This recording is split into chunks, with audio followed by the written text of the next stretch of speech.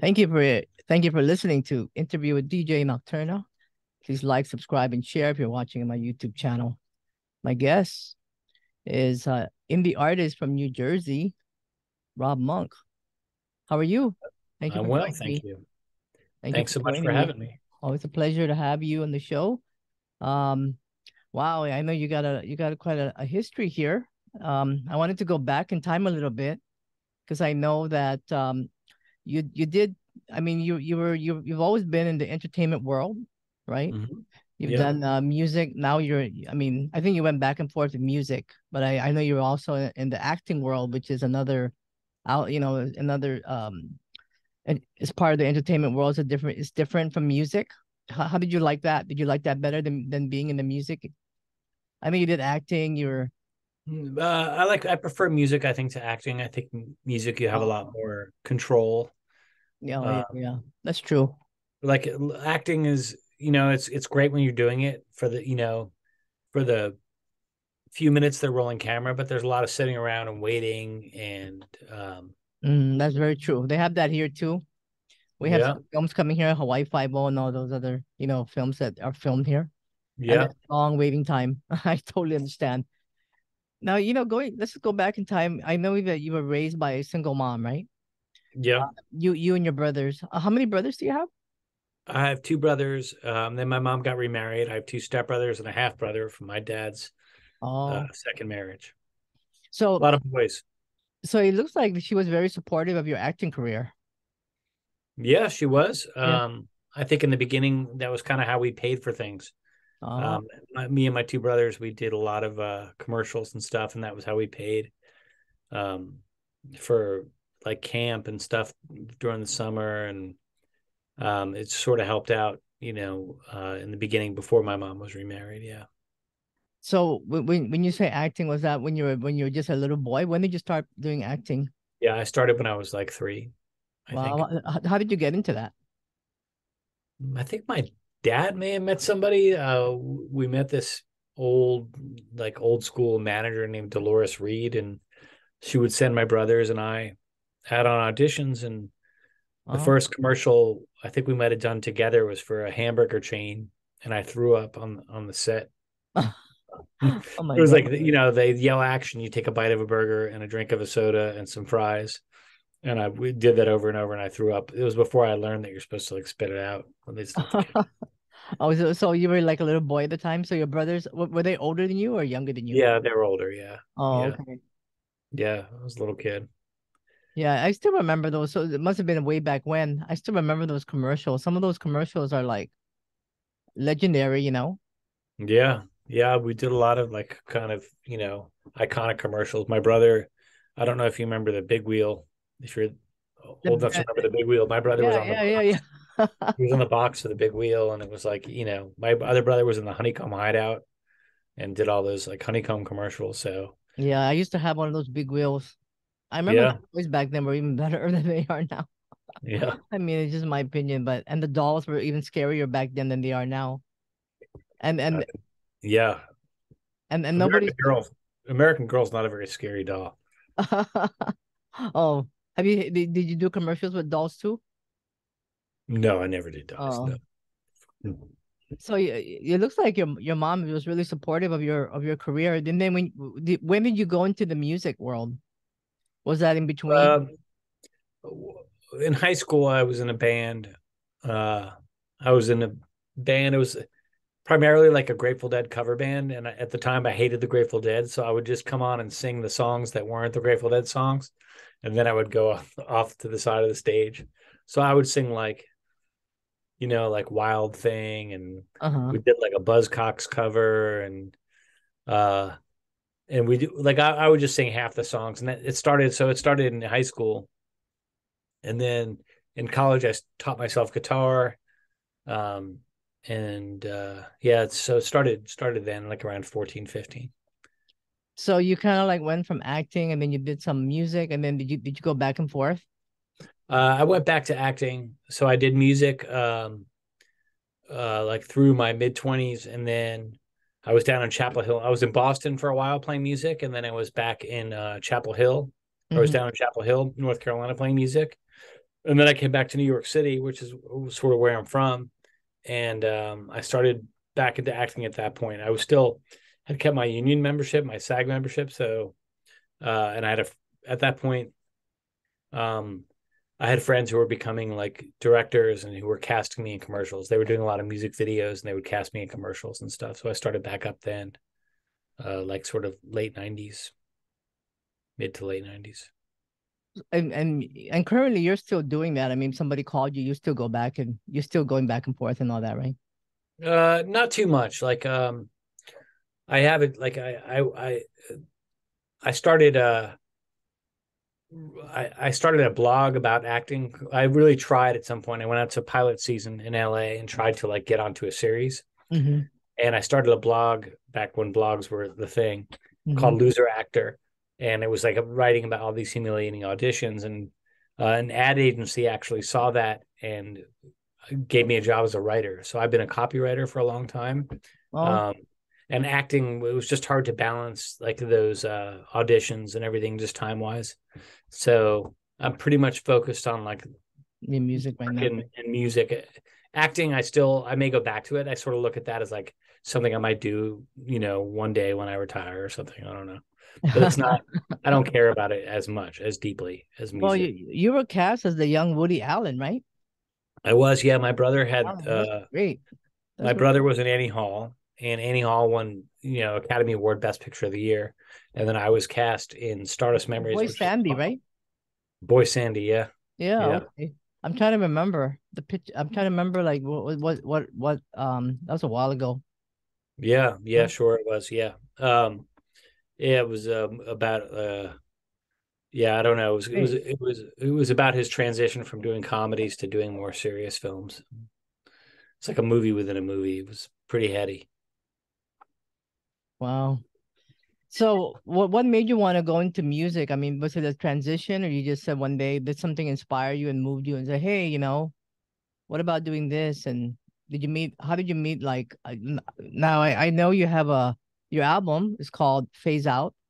Hmm. It's out now. If people want to find that, they can find it on Bandcamp and also you have Yeah, a it's on website. all the major streaming platforms, and actually the vinyl is coming in tomorrow, I think. Oh, there's vinyl. Oh, okay. That's Yeah, so if you want to order the vinyl through Bandcamp, do it. and that particular album is going to be released on Magic Door label, which is founded by Kevin March and Ray Ketcham, who I did an interview yesterday with Renee LaBou, who yeah they were on the show yesterday. Elk City. Oh, yeah. Yeah, so yeah, that's great. So that album, I know there's a bunch of songs in there. 12 12 tracks, and Yeah. I know that some of them are very significant, right? There's I think you mentioned in one of them, let me see if I can find that. I think it was Slumber. You were talking about the song relating to find trying to find rest in a time of unrest. Yeah. Was that written during the pandemic? Is that what you mean? Or Yeah. Yeah, yeah. It was like just being in this country during, kind of the Trump years and the pandemic. Suddenly everything went from being kind of normal to not normal at all.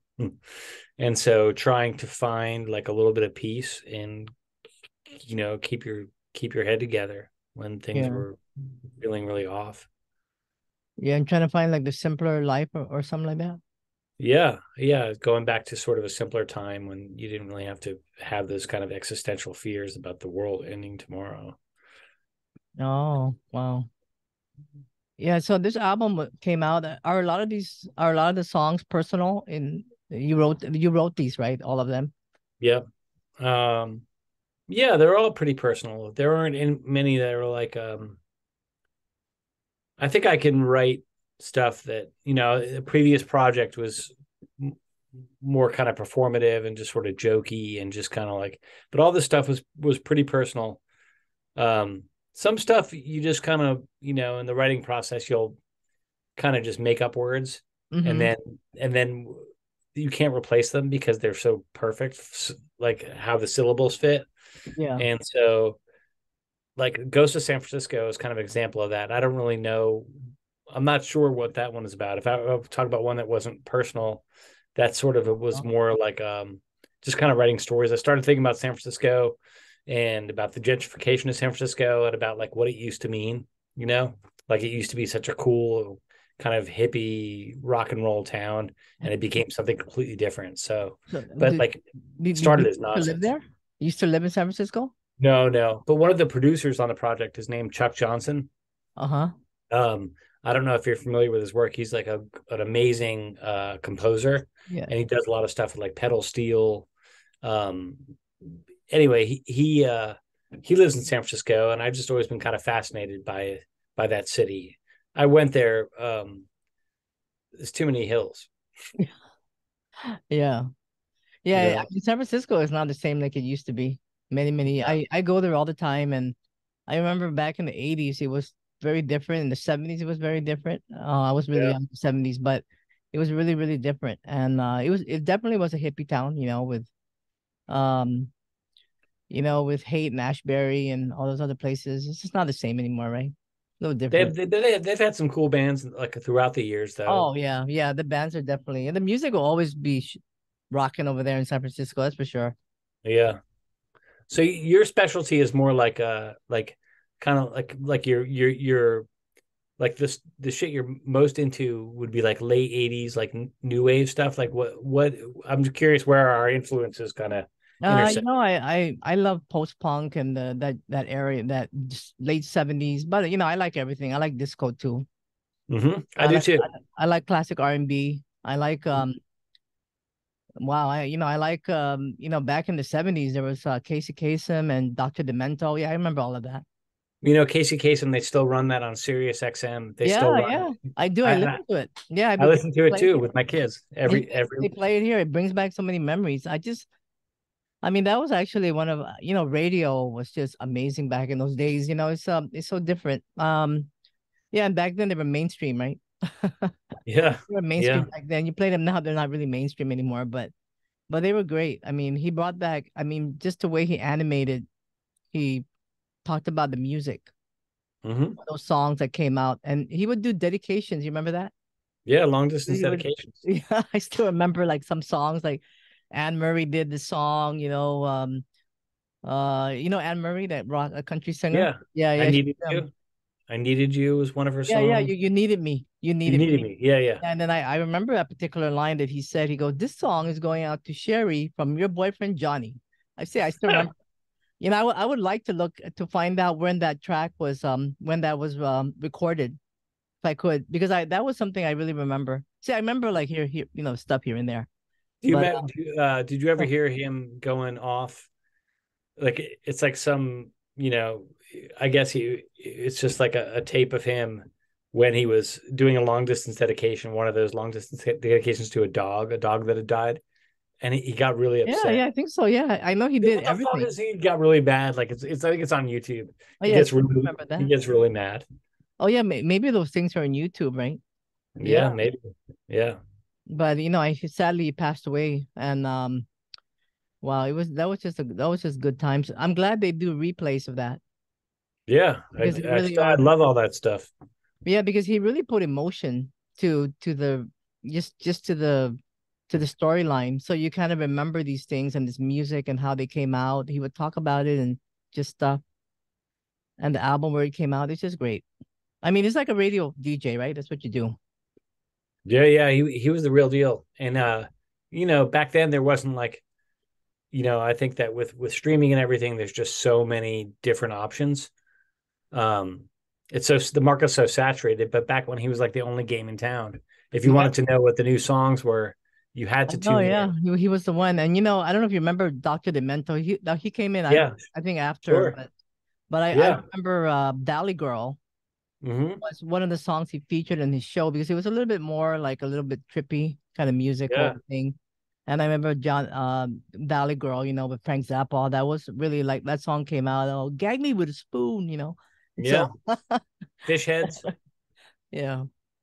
fish heads, like roly poly fish heads. It was Oh like yeah, what? yeah, yeah. Yeah. Yeah. Oh yeah, I'm glad you could. Yeah, some people can't relate to those things because they're too young, but No, I get it. I'm old and I love it. Hey, and you don't forget American Bandstand and all those great stuff, right? Yeah. That's Yeah. another some. Yeah. Well, it's nice to go back and bring memories back like that. But yeah, I like everything from post punk to disco and the 90s whatever, anything. Yeah. Yeah. And and the record labels that came out in the back in the day as well. Hmm. Yeah. Yeah, I've in my own music, I've taken a lot of influences from like different, you know, different genres. So in the '80s, and I started, I loved a lot of '70s music, AM radio, and then as I got older, Oh yeah. I AM started radio. listening to like a lot of like, what they call like classic rock, and then college music, as it was called back then, and started to be turned on to like all sorts of, REM and Tears for Fears, and and then things started getting harder with the Pixies, and Oh yeah. So what would you say was your inspiration for the music you're making right now with like Phase Out? it, I think it's kind of all of it kind of channeled into, kind of a more mature songwriting approach. But I think the stuff that sticks with me the most is sort of a lot of the '60s, '70s Oh stuff. yeah. Um, I don't know. Like, so I think about like some standout bands for me, like the Zombies. I love the Oh Zombies. yeah, I yeah. hate the Zombies. Mm-hmm. Yellow. Uh, Yeah. Oh wow. That's yeah, taking me back. Yeah. yeah. I mean, there's a lot of great stuff now, and when I lived in Boston, there were a lot of like the Lemonheads were a big influence on me. And then when I was in Chapel Hill, there was a band called Polvo and Superchunk, and Oh yeah, yeah. a So lot of bands that osmotically kind of like got into me. do you think I know you've been when you were younger you were playing music too, right? Do you think it's easier or harder now to produce music? Because even though we do have a lot of our technology has improved greatly and more people can record from their own from the garage or from their computer directly, not like before, right? You had to like actually do it in a different way, the way they wrote music and everything. Do you think it's easier or harder now to Um, I think it's easier for people to create music. It's harder to break through because there's just so much, yeah, because it's been democratized to the point that, like, only a few people could record, and only a few people could put out music, and now like anyone can do it. yeah, And so I think it's good for the kids, that they can get involved. But like I think it's harder to weed out actual quality from quantity, probably. yeah, yeah. It just seems like there's so much music now these days, but I mean, that's great, right? Like you said, because there's more music out there to choose from, and just Yeah, for everybody gets really creative too these days, with their music. sure. Yeah. But but your album, I know there's several tracks in here, and I know that homemade. I know that's a little bit that's personal to you, right? Oh, yeah. That's sort of like about, the forming of my own family, and Oh, okay. Oh, your kids and everything. yeah, my kids. And, Oh, it's about sort of taking the mistakes that you saw growing up and trying to sort of rectify them when you make a family yourself. So, yeah, that one is pretty personal and kind of like a different vibe too. Like a lot of the songs are more straight oh. ahead rock, but that's a little meandering, kind of jammy. So, are your kids like into music as well? Or would you get them into like, would Yeah. They both played on the record. My daughter sang and my son played some keyboards, but uh, my daughter's like big into singing and does some songwriting. She's a huge Taylor Swift fiend, but likes all sorts of stuff, And she's actually got me to appreciate Taylor Swift. It took some time, but I get it so now. are they also doing acting? No, no, Oh, okay. no. My son does a Would lot you of ever bass. recommend them? Would you? I mean, it's good because you saw both. You saw the two worlds, right? So you can always recommend or advise them on these two different career paths if they choose. Yeah, I think neither career path is probably right. Like I You know, mean, like in terms of like being like a healthy human being. Like I don't think being, you know, be by all means, if that's your passion, go for it. But it's a hard life. yeah, yeah. I mean, I know it's like I don't know, it's like manifesting to the fullest extent you could to get what Yeah, or just Yeah. you're super talented or something, you know. But Yeah. but I know the album Face Out. So this is a would you say this is I know it's releasing also on Apple Music and Bandcamp and all that. So you want to mention like who's involved in the album? Sure. Yeah. It's actually there's a little bit of a cross section of music and acting. The main guitar player on this record is Daniel London, who's an actor, and he was in like Minority Report and Oh, Patch Adams and lots of big TV shows and movies. And he played guitar on it. It's a beautiful guitar player. oh, And check his that out. wife Megan Riley, who's a she also was a solo performer, musician. She sang some backup stuff. And my friend Joe Ventura, who I played in several bands with, played drums. Ray Ketcham played drums on a few tracks, and Scott Anthony, who is a fantastic bass player, kind of a maestro. He wrote and played his parts on this, and he's like a mastering guy. But that was, and Peter Gallagher, my friend, he's in a band called Holmes, who we're playing with on Saturday, and he also draws the comic Heathcliff. He Oh, sang, really? Oh, yeah, wow. yeah. He's the original drawer of that? Yeah, he inherited from his uncle. If you look at Heathcliff now, it's a whole weird world, and like Oh, wow. it's like Peter Gallagher. he, Oh, Peter okay. Gallagher. Yeah, Yeah. yeah, Oh, he's wow. I know Heathcliff. yeah, Is that orange one, right? The yeah. It's the cat. It's the yeah. cat that's not Garfield, and it's cool as shit. If you look at it like on like Instagram and stuff, like it's out there. It's super Oh, cool. yeah, yeah. No, Yeah, I know who it is. I gotta look it up, but yeah, I do. I remember. yeah. Wow, that's pretty cool. Heathcliff's cool, but he likes he sing backup on one song, and yeah, my kids were on a little bit. Yeah, Oh, that's awesome. And yeah. where do you guys play? You guys play in New York or New Uh, Jersey? we're, we're playing our first ever show. Um, well, first ever show with my first ever show with this. I played many shows and many other bands, but we're playing just locally in Clifton, like on Saturday in New Jersey on Saturday, and then we'll take it from there. But also, with everything going on with the pandemic and stuff, it wasn't a great time to start like playing live. But yeah, we're getting going now. It's okay though now to play over there, right? I mean, it's To much not play? yeah to play like to play music. I mean, it's Oh still yeah, yeah. it's better now than before. Yeah, I think so. Yeah, But yeah. I don't know. It's still not awesome, but it's better than it was. I think people are starting to go out again, Oh from yeah, yeah. And what then I can tell. what about Hey Bata Bata? What's that? What's that about? Uh, Baseball. Oh, Like okay. it's about trying to be a good father.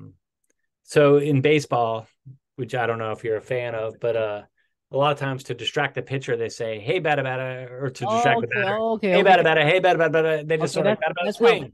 Okay, I got it. You got to pronounce it that way. Yeah, yeah. They distract the batter from Okay. All right. they it's just like chatter, but like yeah, it's about fatherhood pretty much. My son is really into baseball, and it's kind of about that experience. So like trying to yeah, trying to give advice in So very it looks like some of the albums are inspired by your kids. I mean, they're great influence on you. yeah, that's a big deal, man. Yeah, Like that was a big deal for me. It was that's wonderful. Yeah.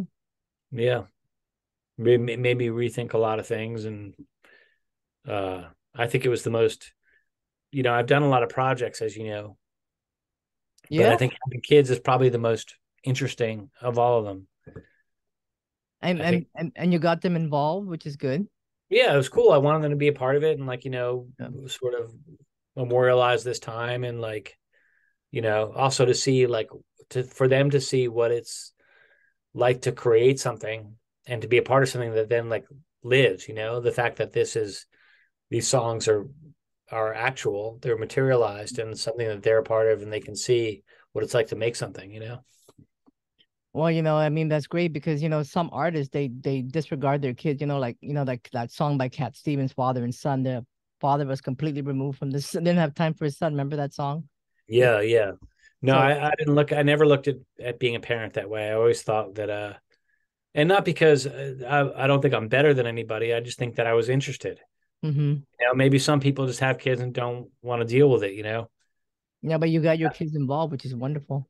Yeah, yeah, yeah. I'm psyched. They're talented little people. Yeah, and you got them involved. So you play the guitar and you sing. Yep. Play That's guitar, sing, and songwrite. I'm not very good at guitar, but serviceable enough to write. yeah. Well, congratulations on this album. It's called Phase Out. If ever anybody wants to look for it, there's a lot of you actually have those link trees now that they can go on, and I'll put the link on the bottom of the interview, and also Hmm. there's your Bandcamp page as well as you're on Instagram and Facebook. Are you on Facebook? I think you're on Well, I'm on Facebook, but I don't do music on Facebook really. It's Oh, like, okay. Yeah, and you got a TikTok page, which is great too. yeah, And of course a YouTube channel and all that. yeah. All right. Wow, and of course Phase Out is out now via Magic Door recordings, and Hmm. and you got videos up on your YouTube channel as well. Yes, I do. We did. Me and my friend Ian Williams. We did like four videos, I think, for the record. It was a lot of fun. They're pretty cool. You should check them out. Yep. Wow, congratulations, and anything coming up in the future, like any live other performances or anything that Not yet. This is it right now, and then I've been writing and sort of getting ready to record the next thing. So, Oh, okay. Oh, you want to say a little bit about that, or is it kind of like secret right now? um, well, we're gonna play one new song this Saturday, but like Oh, okay. it's not secret, but it's not developed enough to talk about. But I'm psyched. It's like it's underway, and it's been a really fertile time for writing. So hopefully it'll all come quickly, and we can record it pretty soon. And of course, shameless promotion PR. Big shout out to Shauna. And yeah, Big ups to Shauna. I appreciate everything she does. yeah. Well, thank you for joining me and speak. I had a great time reminiscing back in time, and I always love talking about music in the past. Yep. Thank you very much. Thanks And for having me. somebody who actually went through it just like I did. Oh yeah. All right, let me turn this off. Thank you for joining me, Rob Thank Monk. you so much. All right. Take care. Okay, 1 second.